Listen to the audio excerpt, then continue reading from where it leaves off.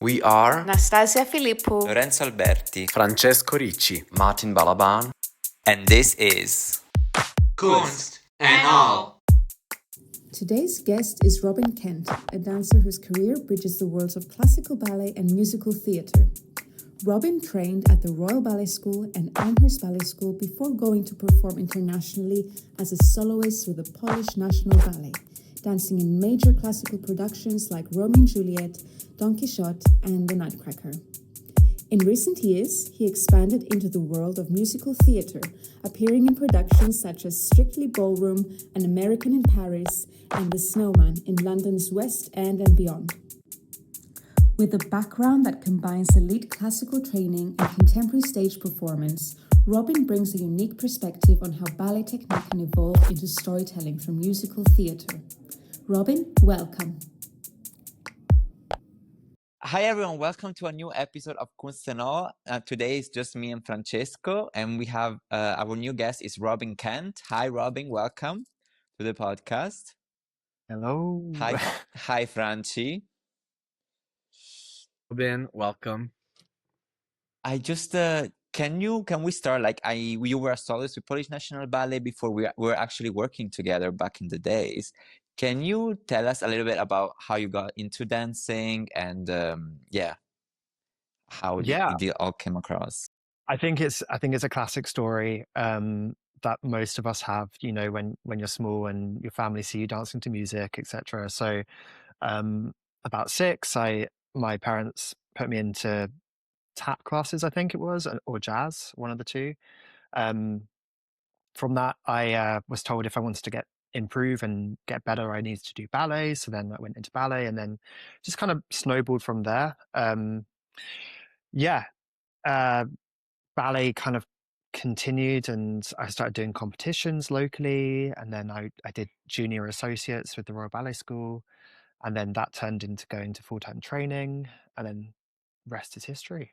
Yeah, because because I remember when we were together in Poland, I remember you were in Singapore also as a professional dancer at some point. Yeah, so you also got to travel. Exactly. Yeah, I did 5 years training at a place called Elmhurst, which you may or may not know. Yeah. And then I did 3 years training at the Royal Ballet Upper School, and then from graduation, I moved to Singapore, danced for what is now known as Singapore Ballet. Back in the day, it was Singapore Dance Theatre, and then from Singapore, I ended up in Polish National Ballet, which is where I met you.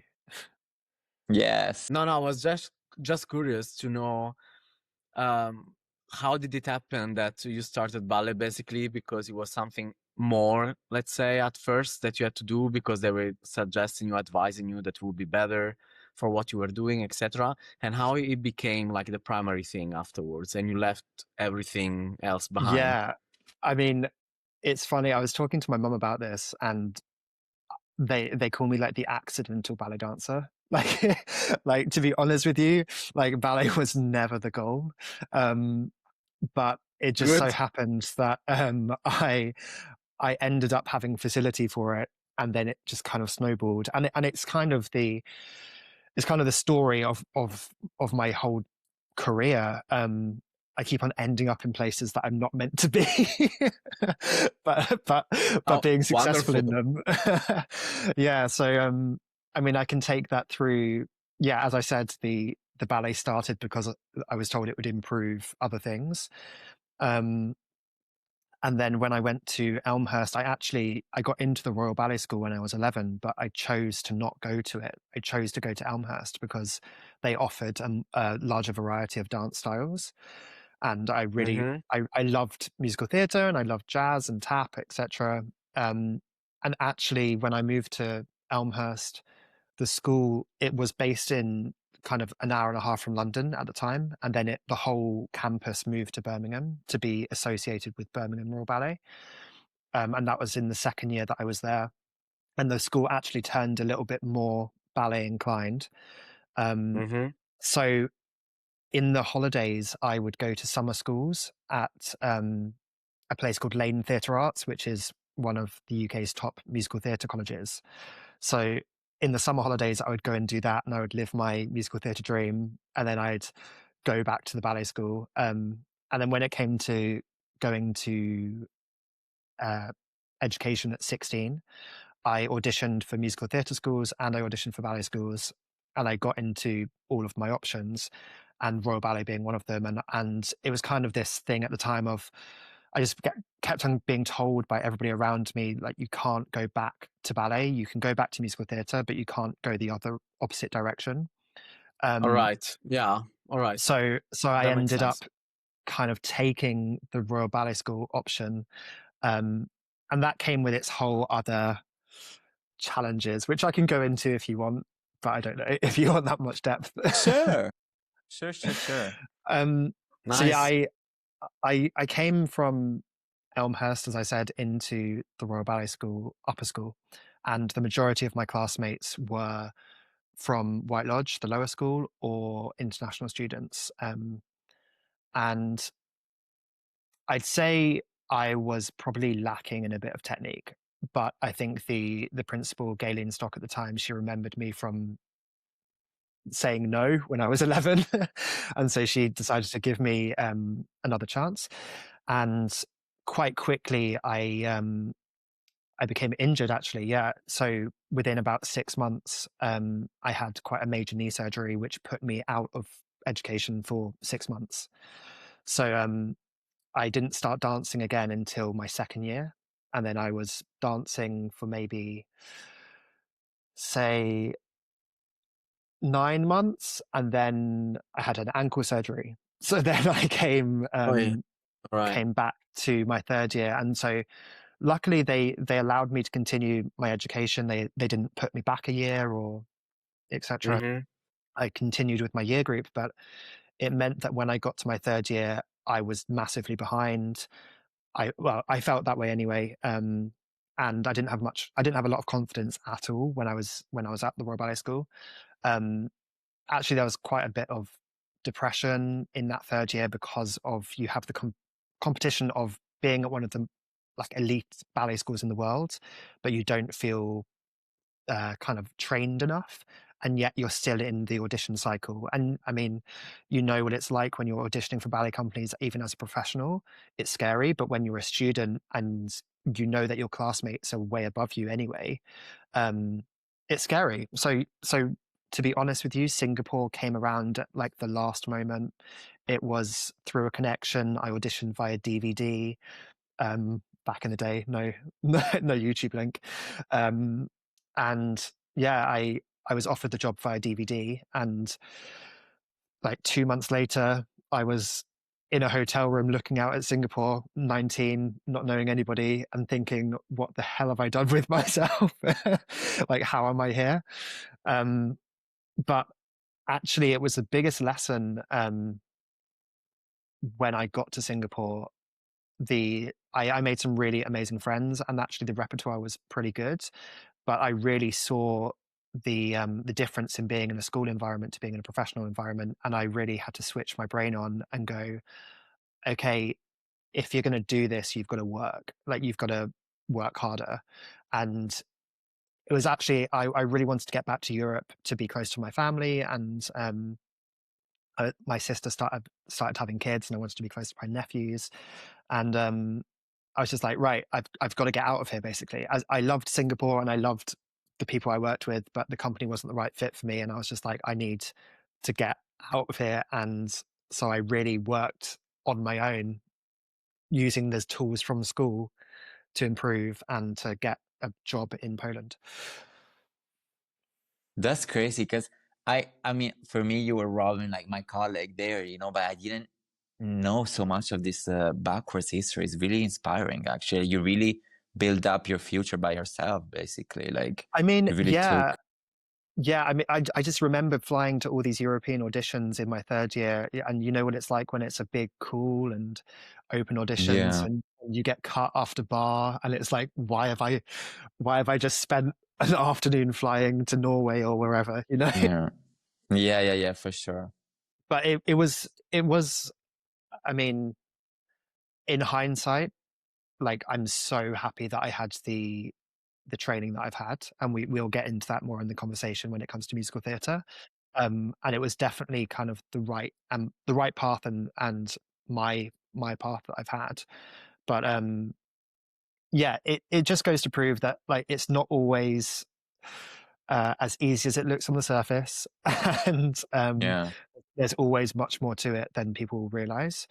And I think even ending up in Poland, I mean, Poland happened because, and Lorenzo maybe you remember this, but the audition period for Poland is kind of later in the audition season. Super late. Yeah.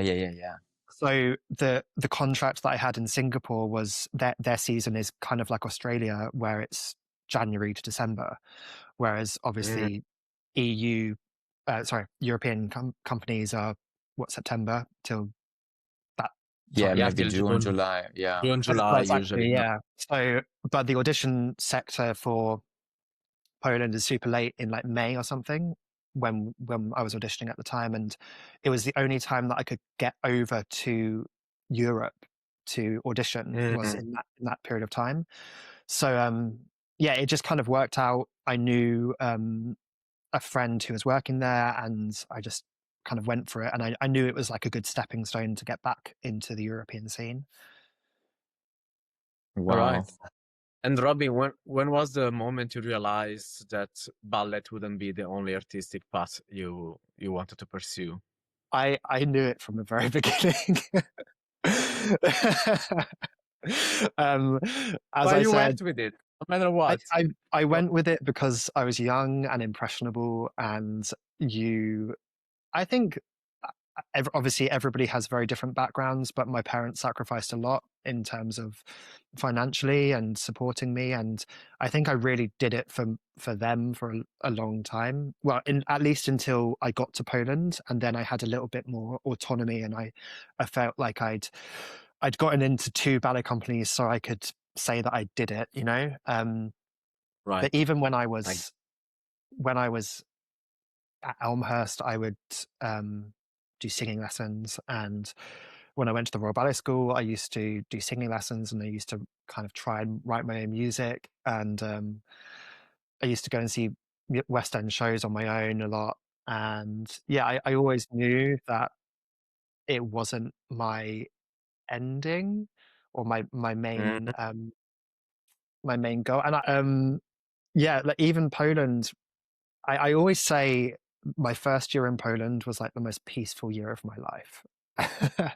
I was back in Europe. I had 4 seasons in the year in that country. Like you really get every seasons, and Yeah. in Singapore you have kind of 28 to 32 degrees, and it's either sunny or rainy, Woo! and that whole year, which is lovely. But when you're from Europe, I actually missed that variation in weather. You know. Depends. True. And the first year was so blissful because I didn't understand a word of the language, and I was in the corps de ballet, and I wasn't dancing too much. And I remember some days I would go to class, and then maybe I'd had like a morning rehearsal, and then I'd take myself skiing in the afternoon, and then I'd come back. Wow. Yeah, I really loved it. And then when it got to like my second year, I started to understand the language, and you see that all the dynamics and the politics a little bit more, and etc. And it was actually in my second season that they kind of picked up on the fact that my partnering was my strength.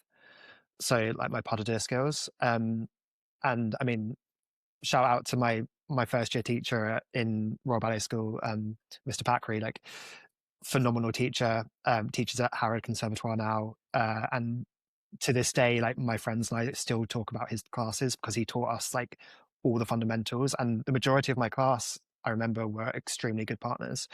And I actually built my ballet career off that strength. That strength and my height, because I mean, I'm sure Lorenzo would be very nice, but I wasn't the most facilitated ballet dancer. Like I didn't have the feet. I But didn't have for me, the flexibility. I mean, when I joined, you were already, I think, a soloist, and you were like the young one that they were really pushing. So actually, we all look up at you, be like, "Oh my God, Robin is the example." Because I you mean, were the that's one being pushed so much and well, everything, that's and the you were thing. super Like, nice. but I I was, again, time and place, and I got really lucky with somebody. One of the principals went off injured or something, or left very suddenly, and they needed a replacement. And our ballet master saw that I could partner and gave me an opportunity, and Christoph Pastor, obviously. And just from that point, I kind of got used in that capacity a lot in the partnering realm, which then turned into being given more opportunities. But similarly to what I said earlier, like the accidental ballet dancer, I never had the ambition of being a soloist or a principal or dancing main roles, like never. So that came with its own set of difficulties mentally and in the company and all that sort of thing. So that was quite a hard byproduct of being given opportunities. Mm-hmm. I I'm remember. Right, Franci, go ahead. Sorry. no, I was just confirming and understanding what was his feeling in that moment, because not everyone has that ambition.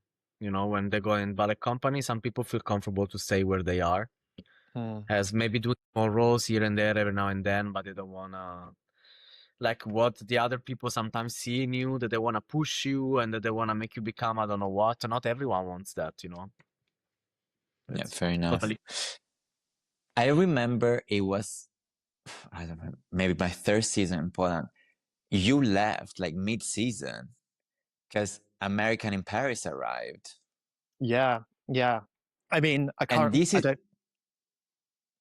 this is when I knew your original love was musical theater, because it was like, yeah, it was his dream. I was like, oh my God, that's Yeah. I didn't know that. I So mean, I like, go ahead, sorry. by that point, like through the 4 years that I was in Poland, I had 2 surgeries again. And I think through that process of being injured and rehabbing and then being in a situation where I was a soloist and I was being given these massive opportunities, but psychologically I wasn't prepared, and I had a lot of self-criticism. And anybody who's come back from injury knows how difficult that road is separately from all the pressure that gets put on you. So I stopped enjoying performing ballet, to be honest with you. I really I wasn't enjoying the physicality of it anymore. I the constant critiquing of myself, or just in, you know, ballet's never perfect. Nothing's ever perfect, but you're held to such a high perfectional standard. And when you're Mm-hmm. going on stage and you've got your ballet master stood in the wing and you fall out of a pirouette in a solo and you know that you're going to get the note straight away, like that sort of thing just really made me unhappy. So I actually made the decision. I think it must have been the season before that I was leaving. I didn't tell anybody, but at the time, and this goes back to kind of my interest in other art forms, I was writing a music blog. I was really interested in music artists and discovering new talent, and I would go to a lot of concerts, and it was becoming quite successful. And I applied to go to university to study music business and management, and I wanted to go into the music industry and be like a music manager of an artist or something like this. So I always had bigger things than just this art form. And I got accepted into 3 universities, and I accepted one and I deferred it. So I just said, okay, I've got that place, but I'm going to give myself a year of just not being a ballet dancer and living my life. And in that time, as life does, I got this random message from my old masseur at school on Facebook, and Okay. he had basically he's married to somebody who's in the Royal Ballet, and he had gone kind of into agencies and casting, and they were putting out an open call for ballet dancers who wanted to audition for An American in Paris. So that's what I did. I auditioned, and I did it all in secret. I ended up telling my director, I think, because it basically, and Lorenzo, maybe you didn't know this, but for 2 months, so for 8 weeks solid, I flew back to the UK every weekend. Wow. No, I didn't remember that. Yeah, whilst in secret. The only person who knew was my partner at the time, and the director. Actually, one weekend, we were performing The Tempest, and I was second cast for Prospero, and he allowed me to leave the country on the condition that, like, if anything happened, I was on the first flight back. So, like, they had no understudies in the building in the country. Yeah. But Wow. it was my final audition, and he was like, "Go for it," which was really, really That's, lovely of him. no, it was very supportive, no? Yeah, yeah, and That's I nice. think maybe, I mean, at the time I was auditioning for the main part, or to cover the main part in American in Paris, so it kind of made sense. And the guy that originated the part, Robbie Fairchild, was part of New York City Ballet, and it was Christopher Wheeldon as the director and choreographer. So it had a very strong ballet link, which I think made it easier for him to see the opportunity in it. But yeah, I ended up getting An American in Paris. I was ensemble. I didn't cover the role, but it, as you've already said, it was my childhood dream to be in a Western musical, and I kind of got given the perfect opportunity and transferable show with my skills at the time, to go into that environment. And it's probably like the biggest blessing of my life that I have. Yeah. Yeah, I remember you being super, super happy. And I remember you were doing even vlogs, I think, but then you wanted to record your last performance. And I remember I think it was Chroma, your last show, the Yeah. company. I Yeah. remember being like, oh my God, Robin is leaving. Because we didn't know all this, like, 8 weeks audition, like all this back thing, especially us, like younger ones. And I was like, oh my God, Robin is leaving the company. And we're like, he's going to London, back to London. Like, yeah, it was a big, like, wow, like, amazing. Like, he's really following his dream, and it was great. I wanted to ask you, like, so in ballet, storytelling is very, like, physical. It's largely physical. How was it to then starting with, like, had to implement and start acting and, like, singing and all of that Yeah. from a ballet company, like, live, that doesn't require any of this, and these skills are not trained, let's say, or used, rehearsed? Absolutely. It actually clicked in The Tempest. I remember there being a very specific moment in that piece, when I was playing Prospero, and there was a very dark moment in it, and I remember being and feeling it and emoting those emotions in the ballet, and thinking, oh, like, this is what I enjoy doing, is telling these stories. But I always felt very trapped in the roles that I was doing, of it being very kind of like, present your girl, and, just very generic ballet. And this is a whole subject that I could now talk about forever, because I think I'm like a true believer in training acting now in ballet schools and in companies. And I think it would be really beneficial for all dancers to be able to find their voice, even. And then Yes. even then, if you mute it, and then, but you need to work with text, and you need to, in the research that dancers do, they need to look at the character as they're playing, if it's been based on a story or a real person. And I think it would be so beneficial to work with, like, dialogue in a studio, Sure. to then I shut that agree. off for a dance performance. But I just don't understand why we're now in an age where that's so accessible, but it's still not being done. And I think it comes from kind of the patriarchy of the art form, and the kind of the snobbiness of it, in a sense of, like, it's always been done like this, so why should it change? I mean, Yes. don't get me wrong, like, it has changed. I slightly, like, I went and saw Stats Ballet a few weeks ago, and I think it was minus 16 Mm-hmm. in the piece, From and, like, Mahad, yeah. obviously they do, like, the narration in a part of it, and it just proves massively. And obviously that's quite an abstract piece. It's not classical or narrative as such, but you see the connection to the audience in that as well. The audience feel emotionally connected, whether or not all of the statements are true, or if elements of the dancer's stories are made up or not. Like, you see the reaction it has on an audience. So if you are able to do that from a narrative point of view, think how much more acting you could get out of, especially young talent who are coming through school. If they learned that right at the beginning, how much an audience would connect, not only just because they can do a double attitude turn, but because they can like fully emote and connect with the storyline.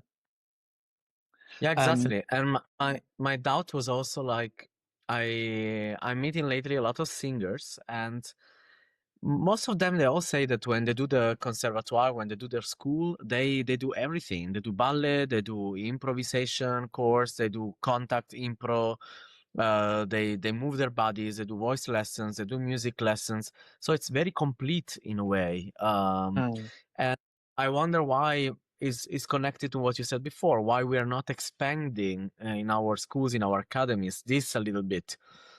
So to use also maybe to train our voices, to train, to get to know better about music, to read the music, and, you know, so it's not just about dance.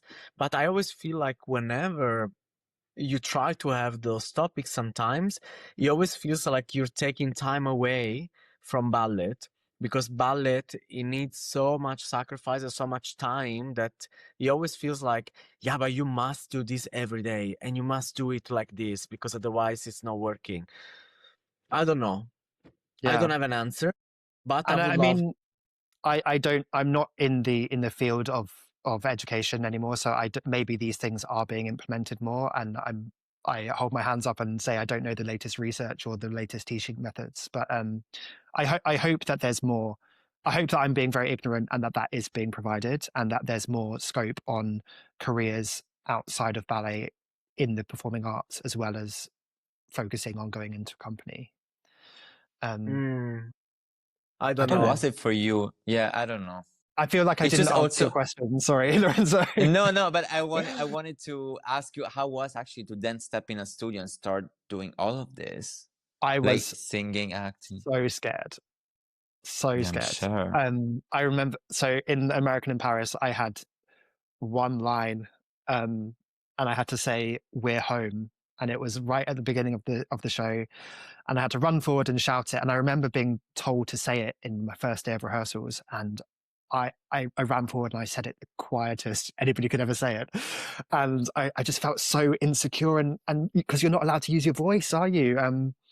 And especially in my day of training, even like having a voice as a human, you weren't really allowed. You weren't allowed to have a lot of opinion. You did what you were given, right? Unless it was in like a brand new creation, which I think happens more now. But back in those days, no, you were a dancer and you did what you were told. Anyway, musical theatre, I really struggled at first, and the second job I went into, I covered again a tiny role, and I had 5 lines that I had to say if I went on for this role, and I think I went on a handful of times, and every time I'd be so scared. But it's really a it's another art form and another form of training, and to be honest with you, I felt like a massive fraud for a long time. In terms of acting, I got to a place again in musical theatre where I was being given these opportunities, and my branch of musical theatre, I'm what you call like a ensemble cover. So I regularly I'm in the corps de ballet and I'm covering a lead role. That's generally my casting, and it got to a point where I was doing Singing in the Rain. Just out of I booked the job before lockdown, before COVID, and then I performed it afterwards. And I was covering the lead role, and I got to my rehearsal, and I felt out of control. I was saying the lines, I didn't know what I was doing with the script. It's just a whole nother skill set, to the point where I really had to stop myself. And at the end of that job, I decided to take some time out and really invest in acting training. So I ended up taking a year and 4 months out of working. And I mean, working in the industry, I did a lot of a variable amount of jobs, which I'm sure we'll come to in the conversation about freelancing and full-time employment. But I invested in my craft, and I went to so many acting classes. I think I was going to about 4 a week, and I really developed my skills of breaking a script down, understanding the subtext, knowing what I need and want to get out of the scene. And I became a bit of a geek with it. Now that I really look at scripts of shows that I'm going into, and I love it. It's, I think, my favorite part now of being in this industry that I'm in is the story, and being an actor, and looking at a script and really understanding and getting your teeth into it. I feel it's something I feel now really passionately about. That's amazing. Lovely. What kind of audition, like preparation for an audition you have, like between a ballet company audition, which we know is basically class, and then the people would teach you some of the rep that the company has eventually in the season. But how different is from musical theater audition? There's a lot of preparation before they provide you eventually a script, or how does it really work? So I guess usually it's a generally they all have a similar process, but as you said, ballet is very class, rep, find out if you get the job, right? Whereas musical theater, I'll take Chicago, for example. So initially you go in and you're called to a dance round. So you'll go in and you'll learn the repertoire straight away, a section of the show. This is for a show which has obviously already been around for a very long time, so they know precisely what they're looking for. So yeah, I did a dance round, and then they say, okay, they'll call your agent and tell you you've got a recall. And then you'll be sent some script and a song, and you'll go back and you'll sing. You'll usually sing your own song, and then maybe a song from the show that they've sent you, to kind of get different vocal qualities from you. If you've been sent a script, then you'll do that scene as well, and then you'll probably get another kind of cut recall, and then you'll go back and you'll dance again, and you'll sing and act again. So that's it's quite long. That's quite it usually happens. I mean, a good process happens within 2 weeks. A bad process can go on for months. It can be a really fast process, and that's excellent.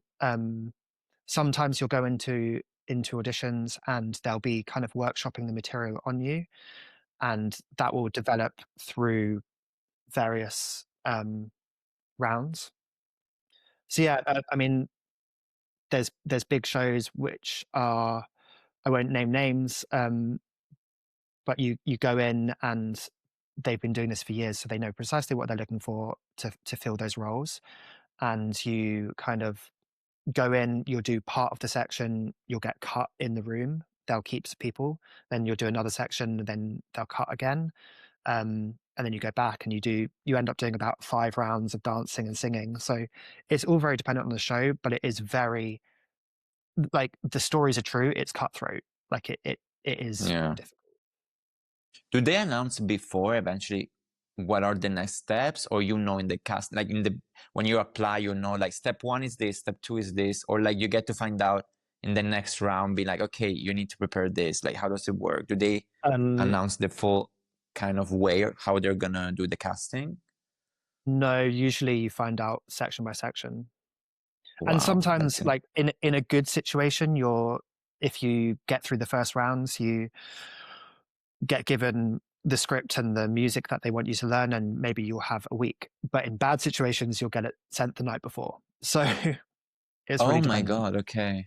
Yeah. And so when you left Polish National, did you have to find yourself an agent, or that came later? Okay. Yeah. So when I got into an American in Paris, I didn't have an agent, but luckily it was a very good platform for me to find one. And I think because I was at the beginning of my career, it was fairly easy for me.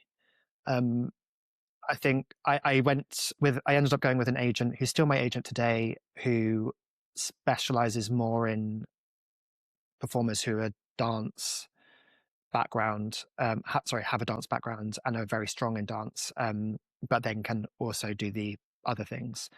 And I think I had about 4 or 5 people in my cast of An American in Paris who were with that agent, so they knew that you had to be of a certain standard to be in the show.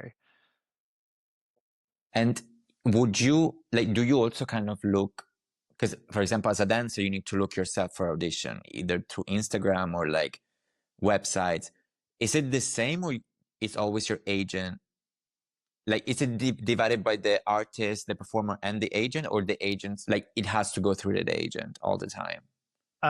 It generally has to always go through the agent. Yeah. Okay. So we have a big casting platform, which I believe is now open to anybody who wants to join it, called Spotlight. It's kind of the industry standard for the UK, and America has kind of a different version of it.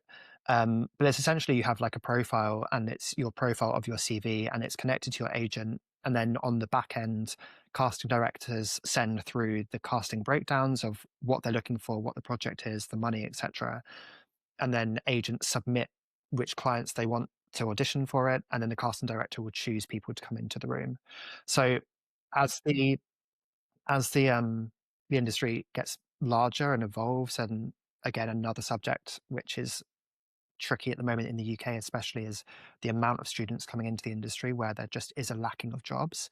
But for various financial reasons, institutions have laid on an exponential amount of courses which don't facilitate the industry in any way, because there's not the jobs for these people, and also give people a false sense of security that they're going into. That's by the by. But the process, the difficulty now that lots of graduates find is getting into the room to audition is the hardest part.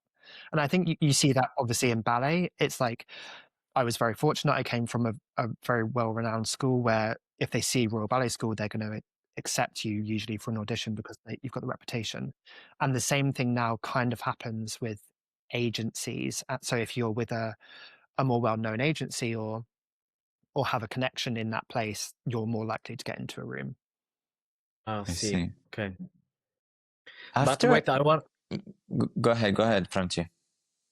I just want to ask something that is not maybe completely related, but I'm curious about. I know in musical theater, often you perform like you do like periods, like so seasons, I don't know how you call it.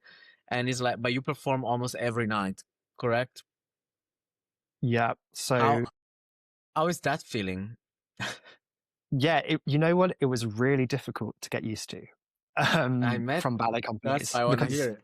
Yeah, in Poland anyway, I think the most we did was like Nutcracker, maybe like 15 to 20 times in that month or something. Yeah. And other months it would be maybe like 6 performances that month. But musical theatre, you do 8 shows a week, 6 days a week. That's insane. But how do you deal with that? How's the body, and how don't you feel exhausted? It's really dependent on the show, how kind of physically exhausting it is. I mean, American in Paris really gave me kind of the worst, like, let's start at the worst amount of workload, because I mean, I love that show to bits, but I personally don't believe that it was designed to do 8 shows a week for a year on a rake. It was exhausting, and we had multiple injuries. I mean, to put it into context, in musical theatre, we have a role which is called a swing. So swings are usually off stage, and they are essentially understudies for the ensemble. So they can learn up to, I mean, some swings learn up to about 12 different people. Wow. And it is one of the hardest jobs, and they do not get enough praise. And I've been a swing, I think, on 3 jobs. And actually, for me, I love it because it's the most similar thing to ballet, because of in ballet you're trained to be kind of first, second, third cast of so many different roles. So Yes. for my brain, I actually really enjoy it, and it means I don't have to perform every night. Whereas, yeah, when you're in the ensemble, you are doing the same show 8 shows a week. And as I was saying with American in Paris, to put it into context, we had 12 off-stage swings, and some days, because of holiday, because of sickness, because of injury, we were still cut, which basically means we were missing the person from the show, and we have to kind of cut the show to work around missing a body. So Wow. it was really, I mean, like, the fact is, you're dancing Christopher Wheeldon choreography 8 times a week. Wow. And singing and dancing. So your body pays for it. It, as I said, though, it changes from show to show. Some shows you're not on stage, not nearly as much. Some shows like Chicago are very controlled, like this, it's very stylized and controlled. So your body has almost less fatigue because it's not being impacted all the time. It just depends on the choreography, the movement. But I'd say the hardest thing about it is the mental aspect, for sure. To do the same thing, which is why a lot of performers nowadays prefer shorter contracts, because you don't do the same thing for a year, but then a year's contract gives you stability financially. So Of course. How yeah. does And it work with the contracts? Can you, like, because in ballet companies sometimes you just resign, and the directors agree you can just leave mid-season. For example, how it happened to you and how it happened to me in Poland, because I also left in November. How does it work in a like 1 year musical theater contract? Are you able to step away, or you're really strict to the No, like you need to finish? yeah, you have to finish. Okay. You are locked in. For example, if you do a year's musical theatre contract in the West End, you get kind of like the national holiday allowance that you're allowed to on by UK law. So I think that's like 28 days. And there'll be kind of the holiday you can request when you want to go on holiday, but there'll also be blackout periods, mainly over big school holidays or Christmas, New Year sort of time, where they won't allow anybody to go on holiday. But it again, it all depends on your role in the show. So if you're ensemble and you're covering a lead, you can't then be on holiday at the same time when the lead's on holiday or the other cover is on Right. holiday. So it's a big Of course. jigsaw. Yeah. Of course, I imagine. But I one question I wanted to ask, because and it's connected to the question is like, how does it work when you put the shows together? Usually, how long do you rehearse and stuff like this? But also, when you perform basically 8 shows per week, do you have do you still get notes, or do you have time to rehearse or to keep the quality of the show up? How does it work that? Yeah. So, I mean, the rehearsal period generally lasts between 4 to 5 weeks in a studio, where, Right. again, depends on if you're restaging a production or if you're creating. You'll tend to go into between 4 days to a week of technical rehearsals, or sometimes 10 days, depends again on the show. You'll go into previews, which is kind of a time period, especially in new work, when they will adapt the show every day, sometimes until press night, which is when the show gets locked in. And from press night onwards, the show is the show.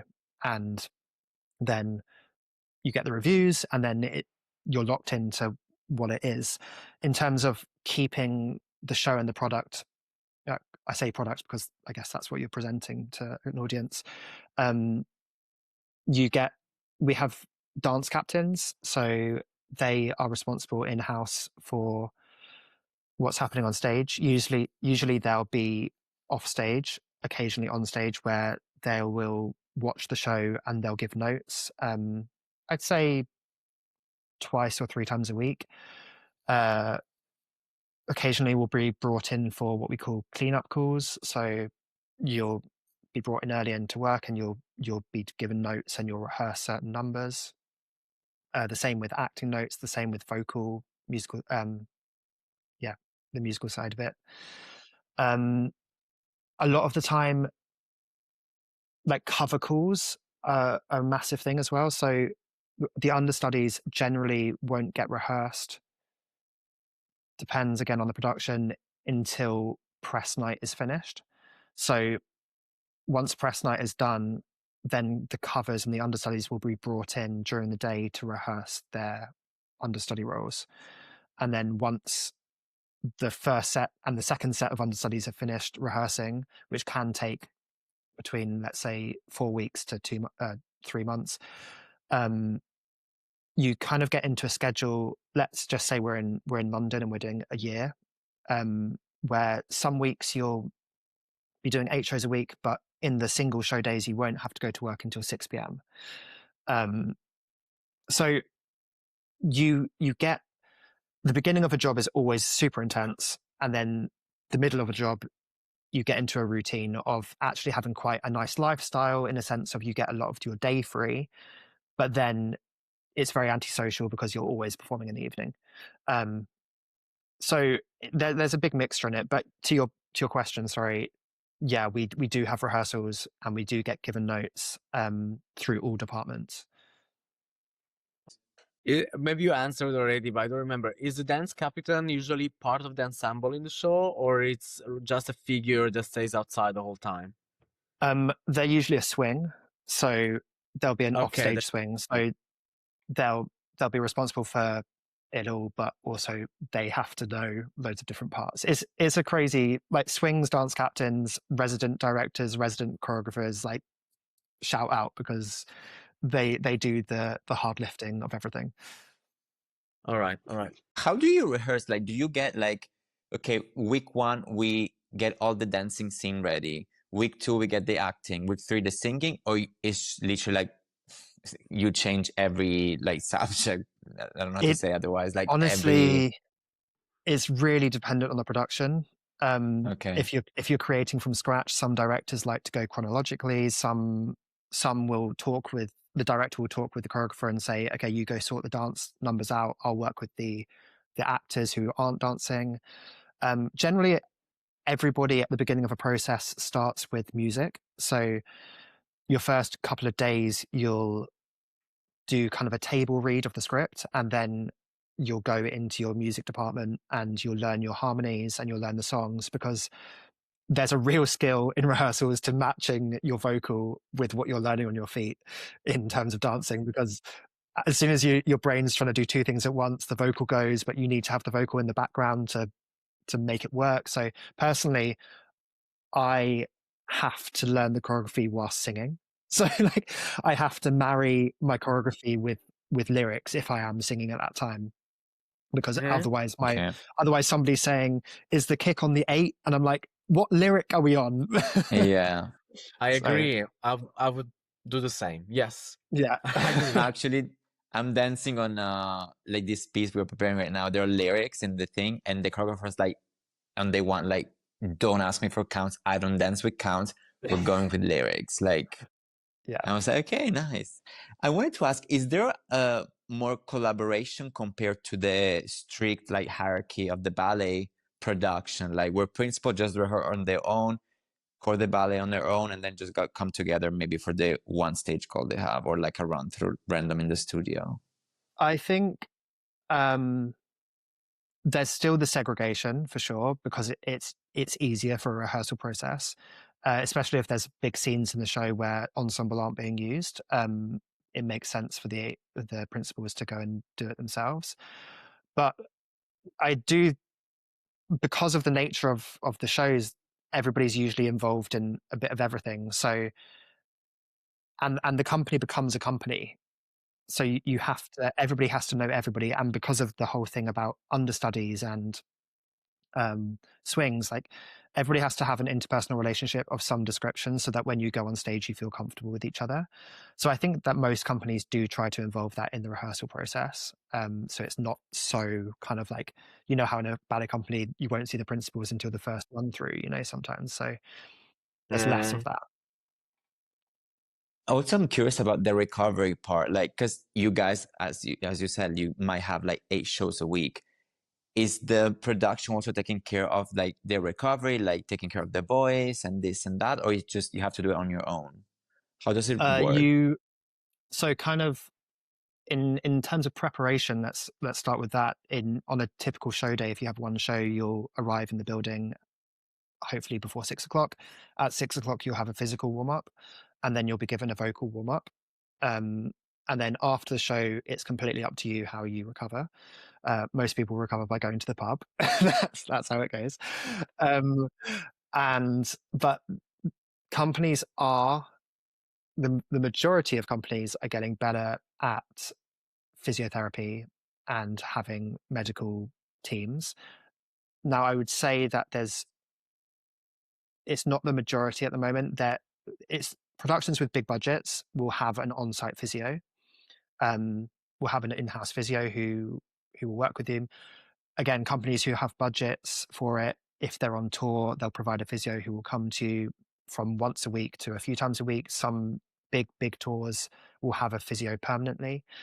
But one thing that I would say was the scariest thing leaving ballet was the structural processes that ballet companies have with care and physiotherapy and gyms and and relationships with sports specialists, etc. Like there's just not the same level of cover for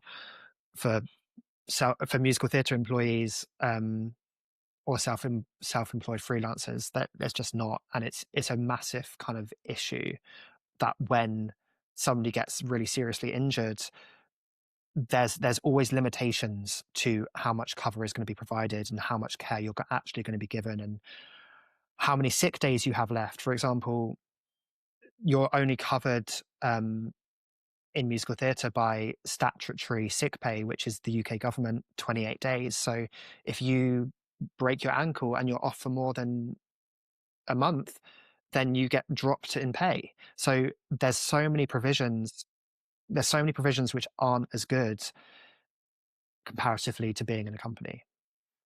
Right. I see. Is there also this mentality that sometimes dancer have, because dancer might have, as you said, 6 shows a week and you have like maybe 2 shows that week, the pushing through, just do it, go on stage and just do it, you rest later, or because you have so many shows per week, there's a more understanding of respecting their own body and the needs that the body's asking for? Like, how is that handled? I think it's a massive mental thing between an older generation and a newer generation, is how I can kind of say it lightly.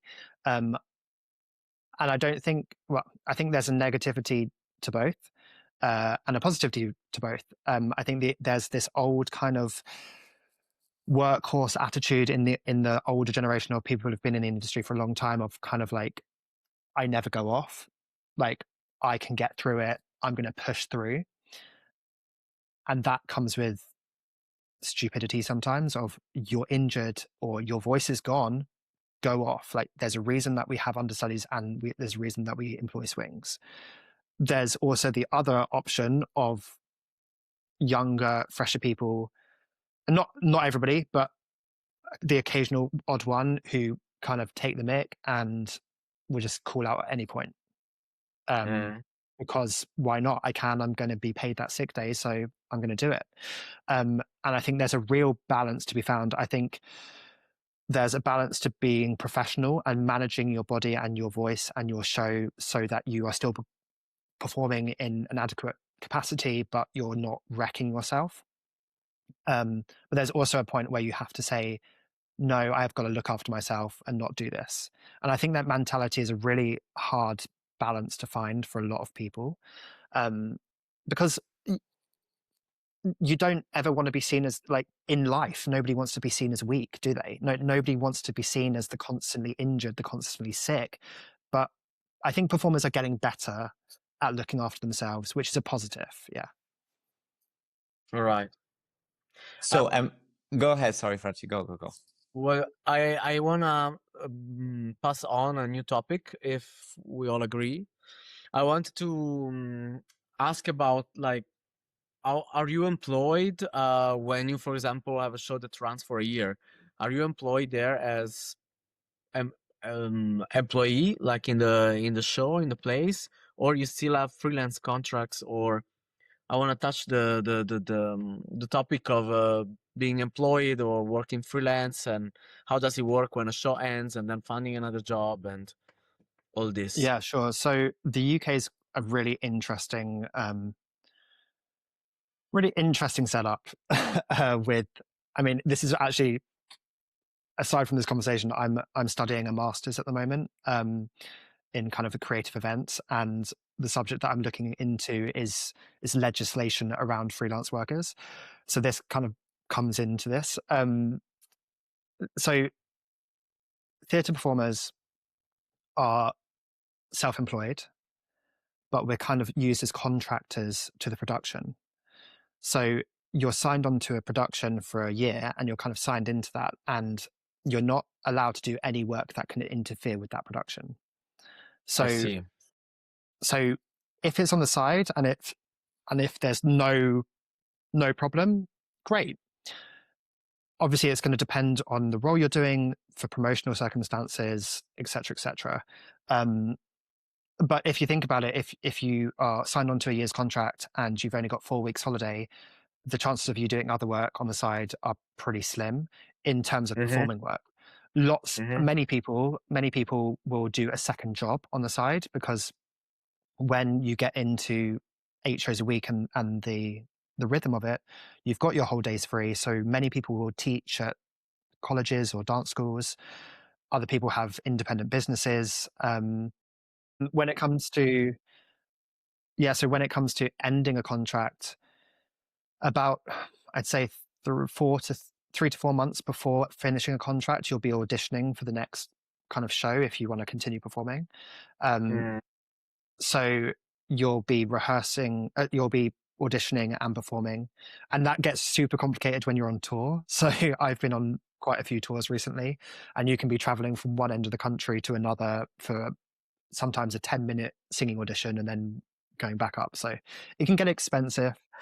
But yeah, so towards the end of the contract, you'll be auditioning, and then the contract finishes, and that's it. You either have a job to go to in terms of performing, or you don't, and you have to pick up various different jobs and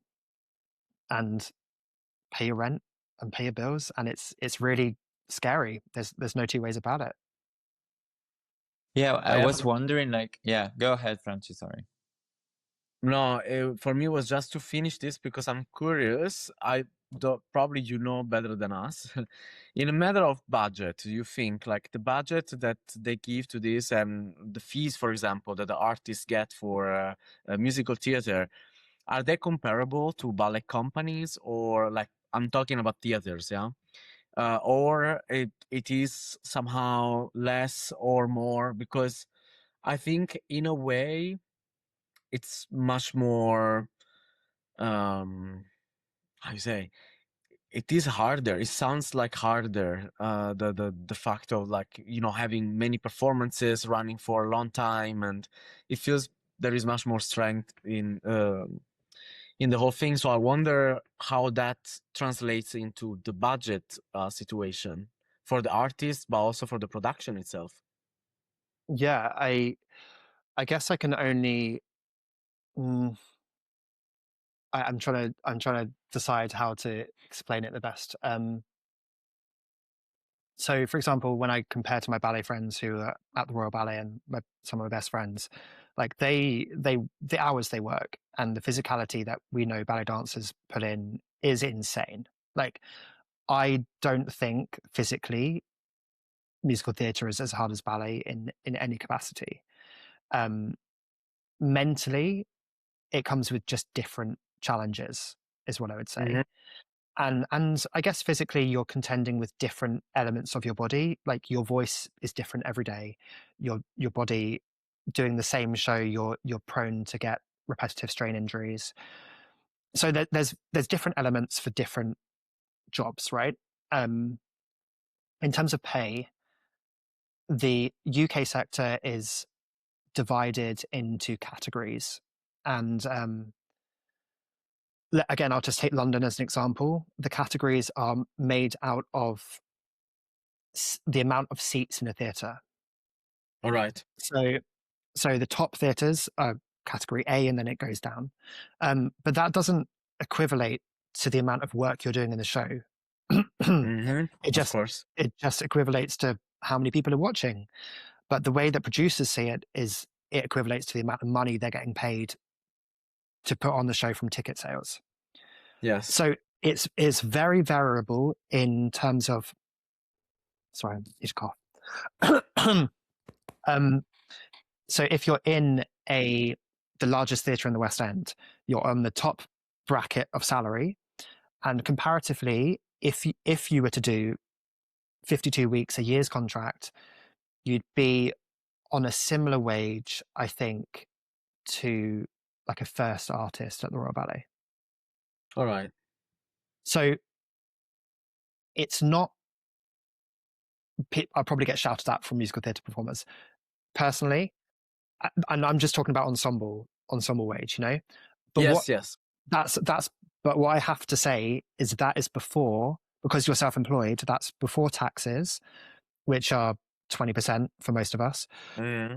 That's before agent commission, which for most people is 12.5%. That's before VAT. So you're looking really at 15% of that going away. That's before living in London, which is.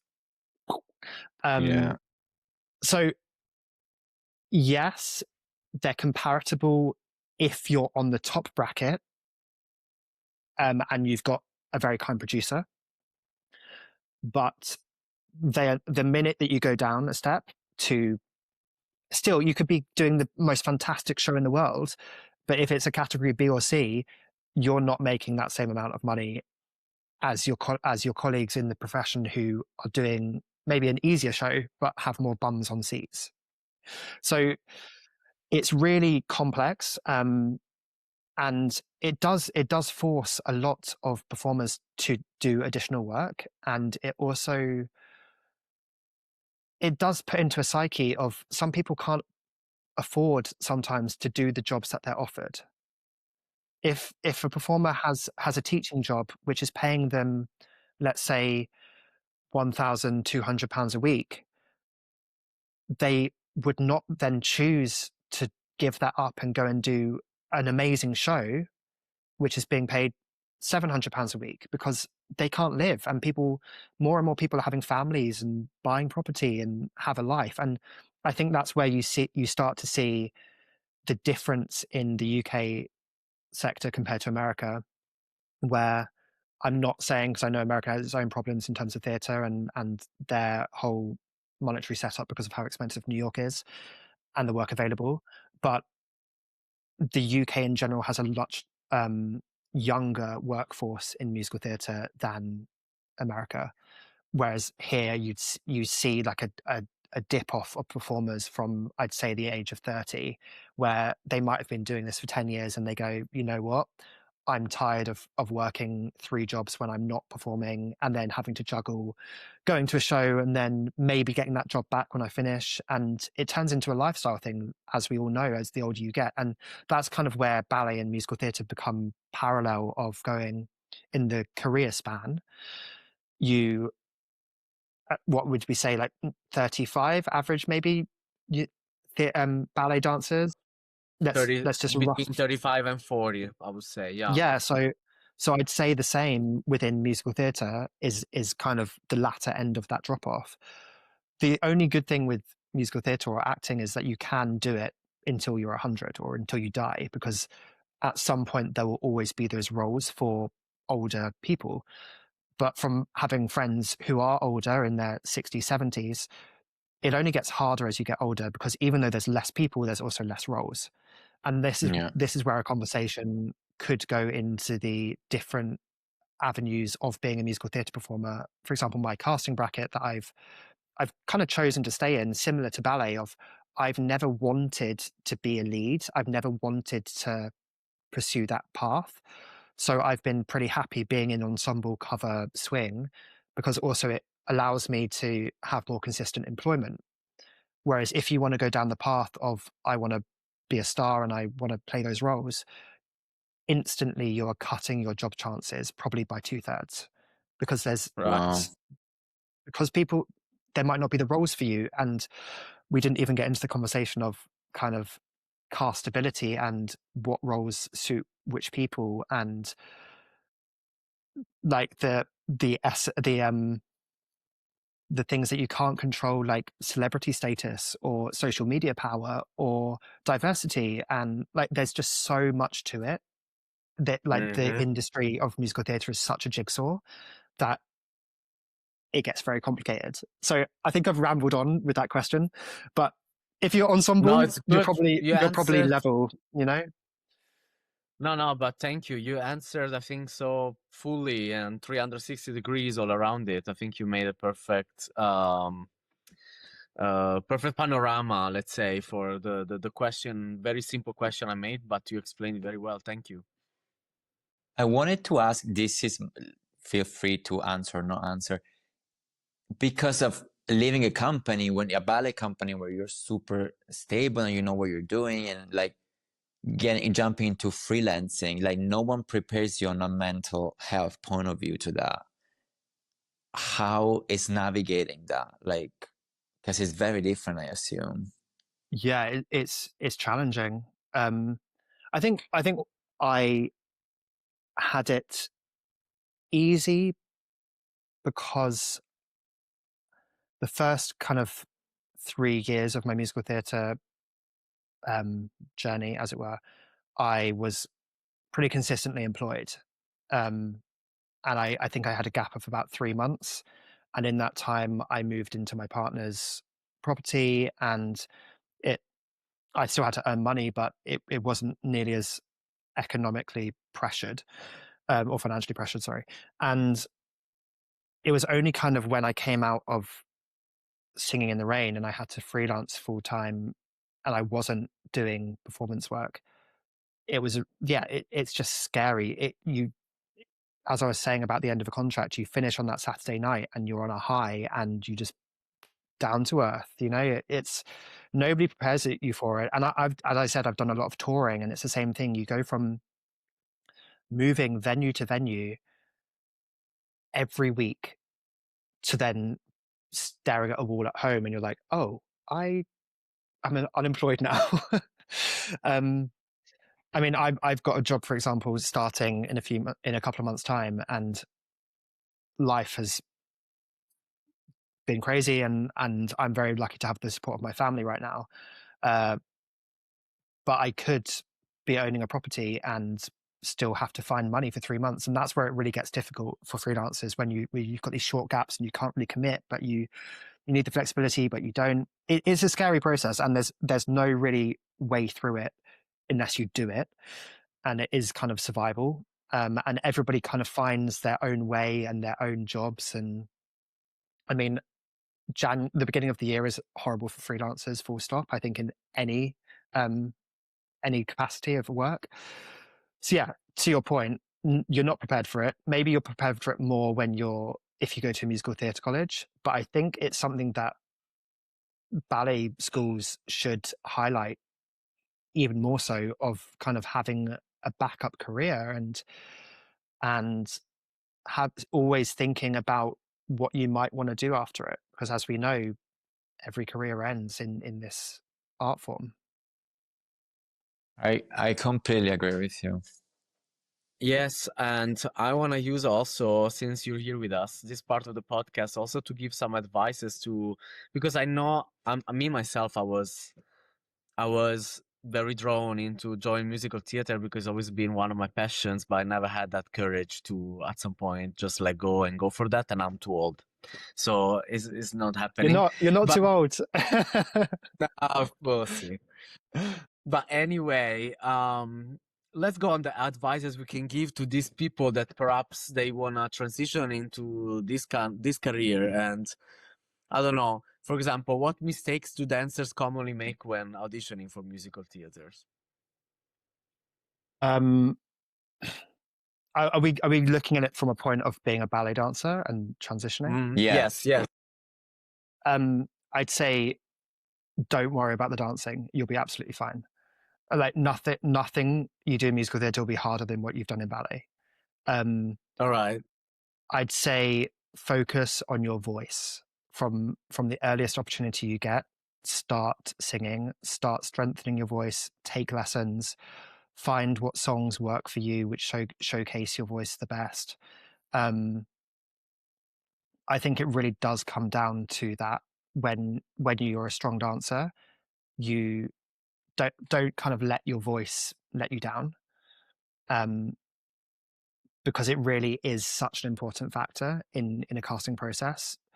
In the ensemble, as well as playing parts, obviously, you have to sing usually.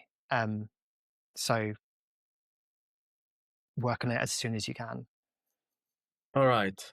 That's What would you quite tell clear. like a dancer that is curious and doesn't know if that would be the right path and is too afraid to try, but what would be your advice? Oh, that's a good question. It's a hard question, because I really feel like it's a really challenging profession and industry to kind of just give a go at. It's very much a commitment in terms of, because of there's no stability. If you don't get a job, you have to really be going for it. If you're a ballet dancer and you're in a company and you had the option of leaving whenever in a season, I tell them to try auditioning for stuff in your break. Like, if you find an audition, go to an audition and try it and see how far you get. And it might not be the right project for you, etc. But I think it will give you an insight into the process of the audition and the difference, and if that's something that you think you could get further through in a different production or whatever. Robin, but I have a question about that, because me, for example, in my past, many times this clicked in my brain, and sometimes I was seeing, like, I don't know, auditions and stuff like this but then some people were always telling me, and I think you mentioned before also, like, but you need to have an agency because otherwise you don't go anywhere. If you don't have an agent, then it's, what is first? Is the first they are going to audition, or do I need to get an agent? And also, when I want to get an agent, who shall I contact and where do I find them and how does it work? Like, because Yeah, that's a no, thing. it's like chicken or egg, isn't it? Always. Yeah, a little bit. I'd say Exactly. in this scenario that we're talking about, if we're talking about a ballet company dancer going into musical theatre, use those breaks. I'd say in terms of finding the auditions, you can create a Spotlight account and you'll see a limited number of auditions there. If not, I would contact casting directors, and casting directors can be found pretty easily if you look at your favorite shows, they'll always be in the credits. So you can find the name there and just kind of Google their contact details, because most of them are online in somewhere. Or there's the Casting Directors Association, or something along those lines for the UK, where usually there's contact details for them there. And in that case, I just submit them an email telling them about, very short, they don't have time to read, they're very busy people, very short, send them a clip of you dancing, and even better if you have a clip of you singing, send both, and just hound them and just be like, if you've got any opportunities coming up, please consider me. Because more often than not, they'll be casting something and they might have something casting that month, and you might be perfect and you might not, or they'll keep you on file. So yeah, I'd find the casting director's name for the show or any show that you're a fan of, which you think you might be right for, because they might be casting something else. In terms of agents, I'd only bother going to an agent if you are certain that you want to, if it's what you want to do. So All right. I'd only, because they'll turn around and be like, well, if you're going back to a ballet company, then how am I going to Exactly. It doesn't get make you any out? sense not to Yeah. contact them. So I'd try and do it yourself first. Or if you are coming out of a ballet company anyway, and it's something that you want to pursue, and you are going freelance, or you're trying a different career and want to give it the space to adapt, again, there's multiple kind of lists online of the, I think it's the PMA. I don't know what it stands for. I think maybe it's like the Personal Management Association, something like that. And they're kind of an organization an umbrella which a lot of the main agencies are a part of. And again, there'll be contact details on there, and you'll be able to find how to contact. And again, send them a very short email with your background, send your CV, send videos of you dancing and singing, and then go from there. And it does take a lot of pushing sometimes when you don't Oh, have I an agent. imagine there are lots of people. But for example, also question, if I would send a video of myself dancing, what would be more appropriate to send? Like which style? Like, because that's also Jazz, if you can. Jazz. Okay. Yeah. Okay, cool. Jazz, tap is less important, but jazz, I would say, is the most important style. All right. So just maybe with a few like ballet tricks in there if you've got them. All right. But Great. just showing technique, and you will have technique because you're a ballet dancer. All right. Good. Robin, I have one last think I will. question. I have one last question from my side. If your younger self could see you today, what would you think he'd be the most surprised by?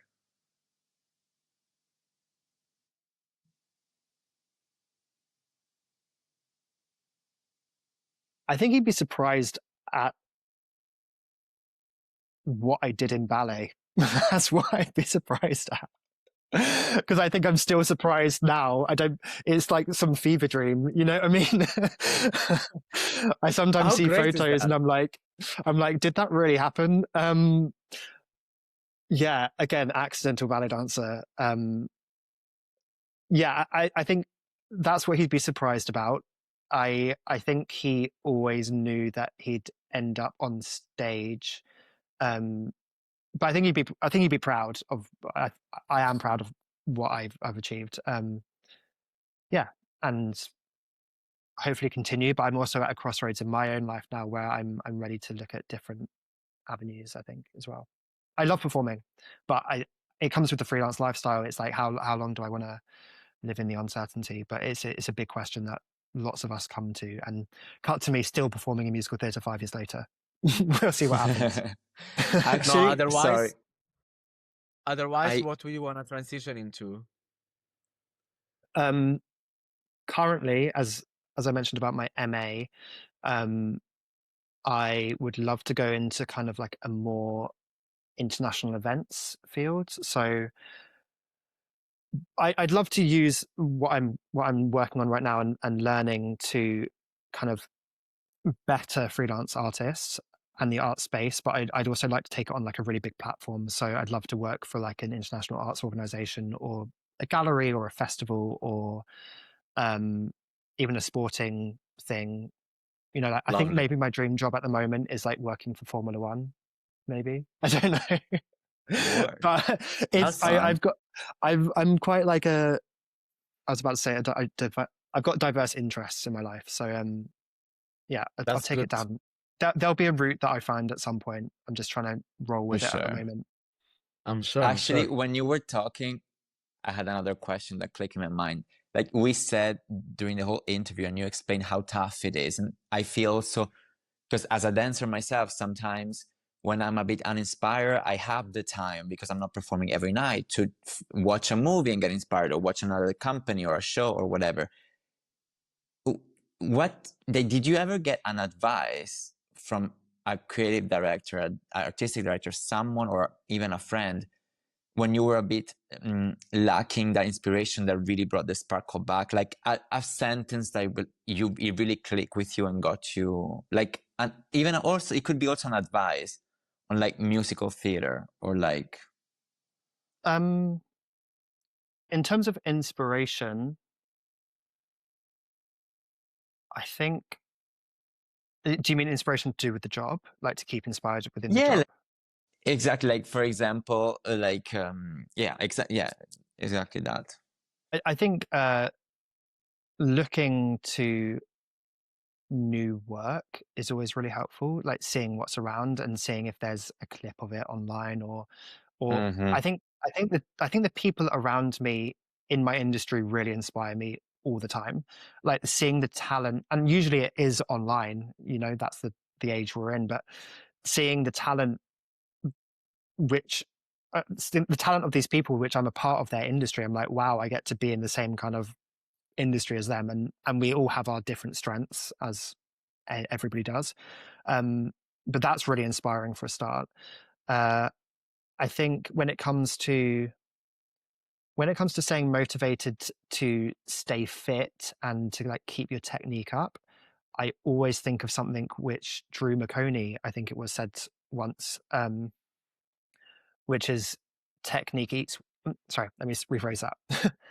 Technique equals freedom, and I'm a massive believer of that.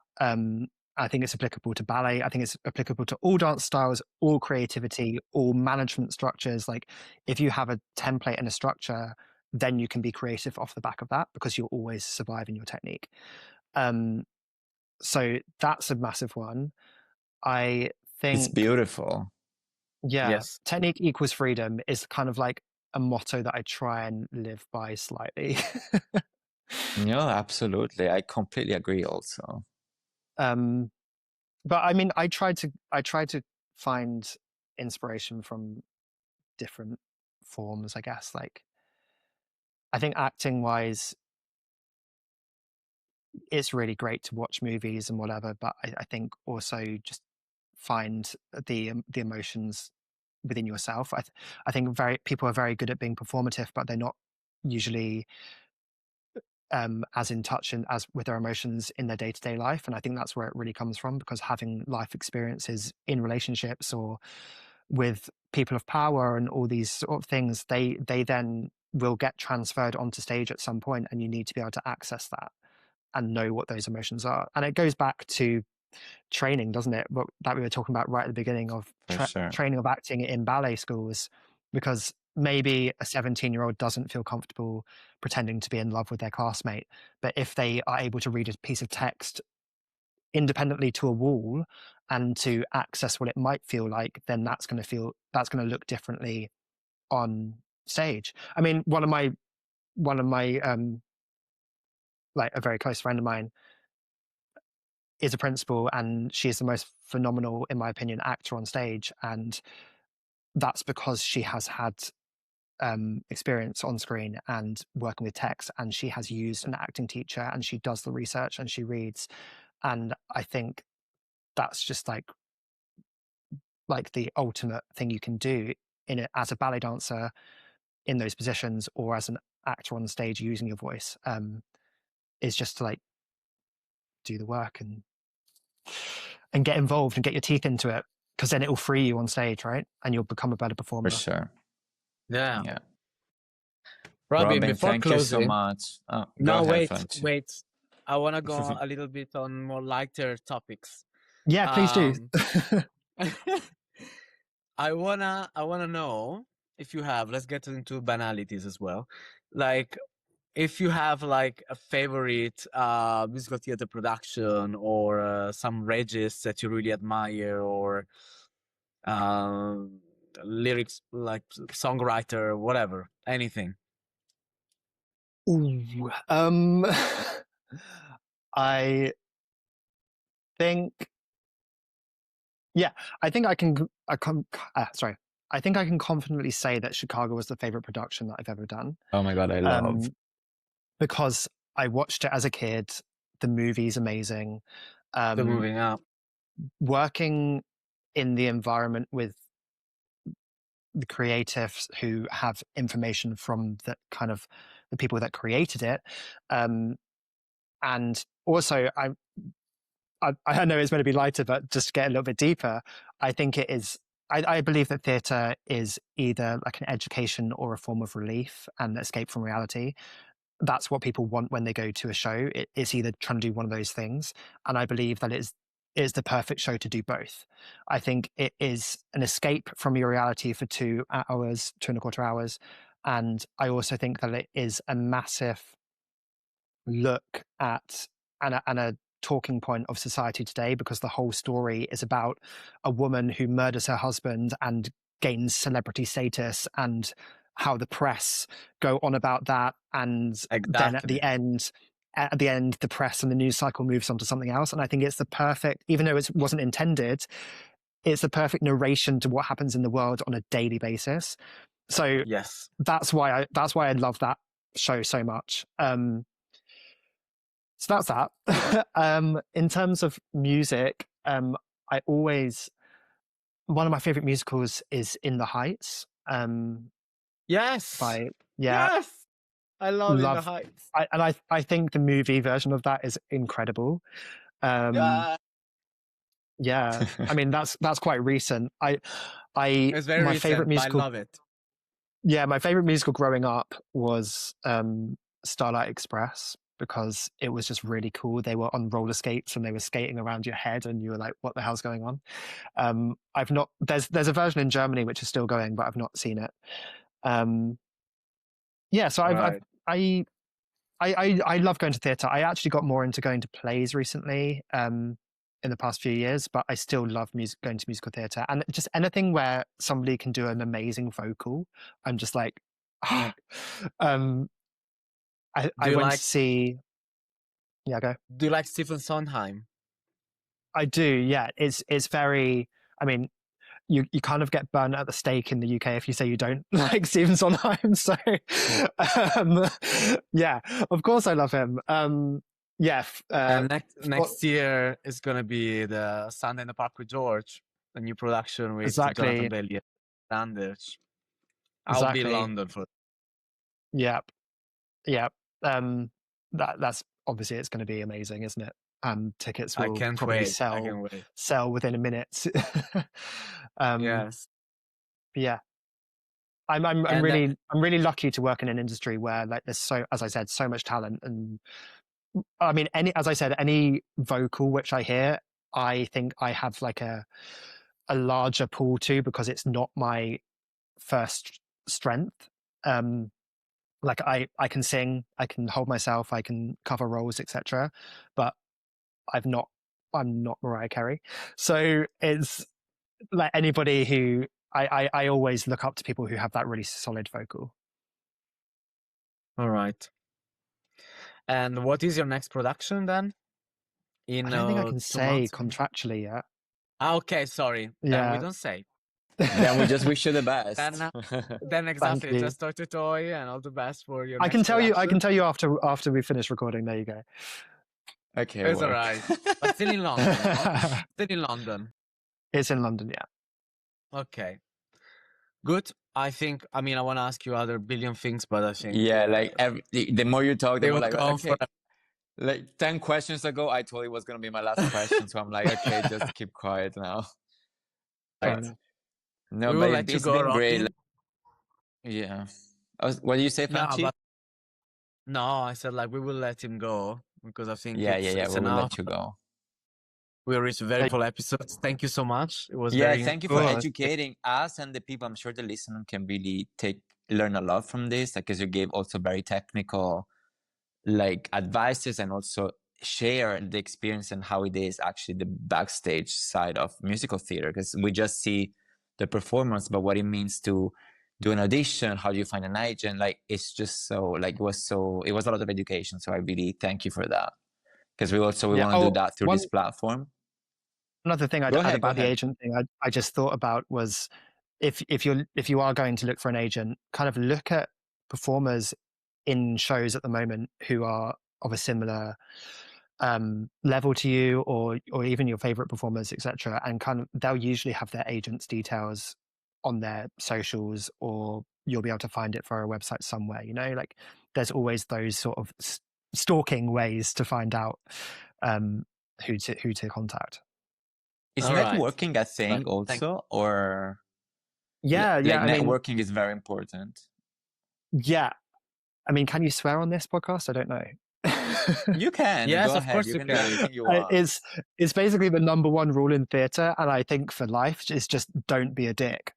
And in musical theatre, it's a massive industry, but it's also a tiny industry. And just like ballet, everybody knows everyone, and Yes. everybody has a mutual friend. And most of the time, you will work with your friends' friends and a creative who might be a resident director in your first job, then will be directing a future production in 5 years' time, and you'll be auditioning for them.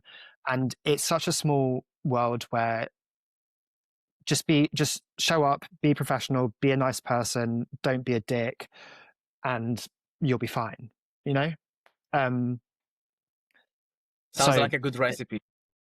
yeah, and yeah, it's so important to have good working relationships, because as I said, you will walk into rooms and you will get to a point in your career where you know somebody in the team or have some connection somewhere.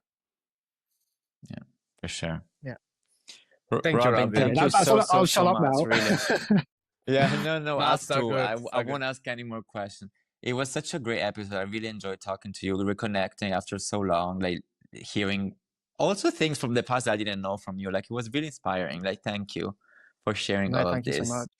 I kind And of yeah, do miss like the ballet physicality, I guess, but I'm my mental health is better for walking away from it. So yeah, That's good. sure. We're happy about that. Yeah. Yeah. Great. Then thank you all for listening to another episode, and go follow Robin on social media also, and follow And us if on you social happen to media be if in you have. London, Yeah, and go watch him if they happen to perform. be in London, go watch him Yes. performing. Also soon, if you follow him, you'll know what is he gonna perform in, and you'll be able to watch him on stage. Yeah, thank you again for another episode, and yeah, see you next time. Thank you, Robin. Thank you for your time. Really. Thank you, Robin.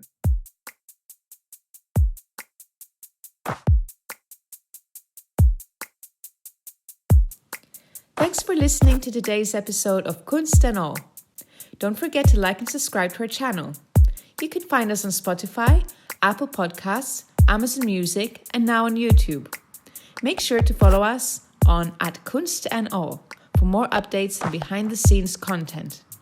We'd love to hear your thoughts, so feel free to reach out and share your feedback. We are Lorenzo, Nastasia, Francesco, and Martin. Thanks again for joining us. Until next time, stay kunstig.